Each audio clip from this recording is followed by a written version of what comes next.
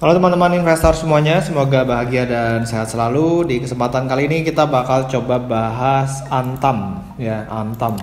Karena harga sahamnya naik terus dan kira-kira seperti apa perusahaannya akan coba saya bahas setelah yang satu ini.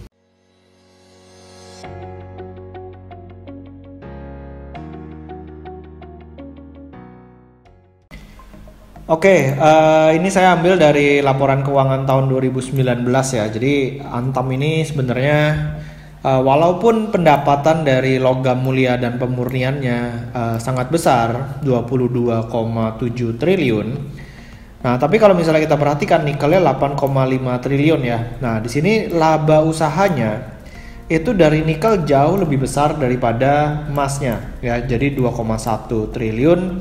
Sementara emasnya 486 miliar. Jadi walaupun omsetnya 3 kali lebih besar, tapi laba usahanya si nikel bisa 4 kali lebih besar ya, 4 kali lebih besar. Makanya di sini yang menyumbang laba itu paling besar adalah di divisi nikelnya. Makanya belakangan ini kalau misalnya kita perhatikan adanya rencana pembangunan pabrik baterai ya, lalu ada masuknya Tesla, itu mengangkat harga Antam sangat cepat. Nah, kalau misalnya kita perhatikan di tahun 2019 omsetnya nikel 8,6, lalu labanya 2,1 ya kan. Ini kalau misalnya kita ambil dari materi public expose-nya, Antam ini pada waktu tahun 2019 itu harga rata-rata nikelnya itu di 6,33 US dollar per LB ya, per LB. Nah, ini untuk harga nikelnya ya, untuk harga nikelnya. Nah, sekarang kita lihat harga nikel belakangan ini seperti apa. Nah, harga nikel belakangan ini udah mencapai sekitar 8,07 ya, jadi udah lagi naik terus. Sekarang udah di angka 8,0 sekian. Nah, jadi kalau misalnya kita perhatikan dari Desember tahun 2020 sampai dengan Januari, ini harganya udah mulai stabil di kisaran 7 sampai 8. Jadi kalau misalnya harganya terus stabil, harga jual nikelnya Antam tentu meningkat dari yang tadinya cuma 6,33 akan menjadi 8, sekian ya kan. Nah, sekarang kita coba aja melakukan sedikit simulasi. Nah, jadi kalau di tahun 2019 dengan nickel price 6,33 secara rata-rata, itu revenue-nya dari si Antam kan 8,6 triliun ya kan.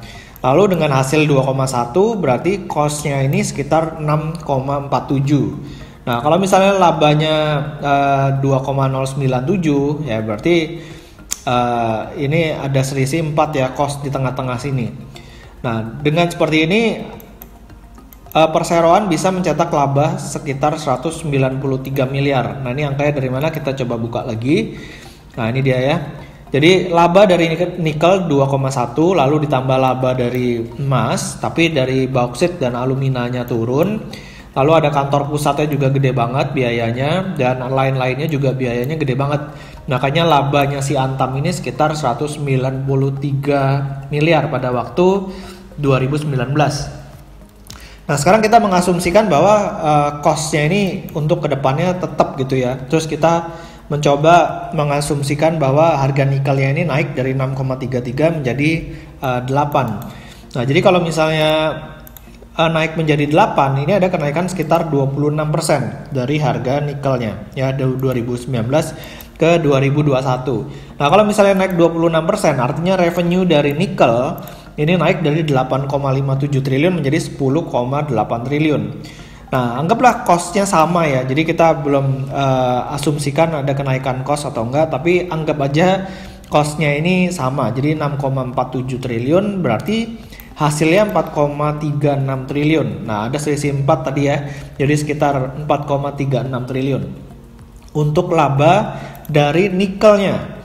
Nah, kalau misalnya kita menganggap bauksit tetap, emasnya tetap, terus biaya kantornya juga tetap ya kan. Jadi laba dari si Antam ini akan meningkat dari 193 miliar menjadi 2,45 triliun. Ya, ini kalau misalnya cuma naik ke 8 ya kan. Kalau cuma naik ke 8. Nah, kalau harga Antamnya 2.770, artinya market cap dari si Antam ini 66,5 triliun. Ini saya zoom sedikit ya. Nah, jadi market cap dari si Antam ini 66,5 triliun. Jadi price to earning rasionya ini di kisaran 27,11 kali. Ini kalau misalnya harga nikelnya ini di angka 8 ya kan. Nah, gimana kalau misalnya nikelnya naik ke angka 10? Ya tentu aja price to earning rasionya menjadi jauh lebih kecil dibandingkan sebelumnya ya kan, dengan asumsi 8. Nah, tapi balik lagi, sekarang kita anggap aja 8 gitu ya, karena dari Desember sampai bulan Januari ini udah mulai stabil di kisaran situ. Jadi harga Antam sekarang di 2770, boleh dikatakan price to earning ratio-nya udah cukup premium ya, di 27 kali. Nah, jadi harus ada kenaikan harga nikel lagi ke depannya untuk bisa mengimbangi valuasi yang masih cukup premium ini. Nah, cuman kita balik lagi kan, ada namanya bauksit dan alumina. Ini juga setahu saya harganya juga lagi naik, jadi perlu dilakukan adjustment. Nah, tapi di video kali ini saya cuman membahas dari sisi nikelnya aja yang udah naik dari 6,33 menjadi 8. Itu dampaknya akan cukup positif bagi bottom line-nya si Antam ya.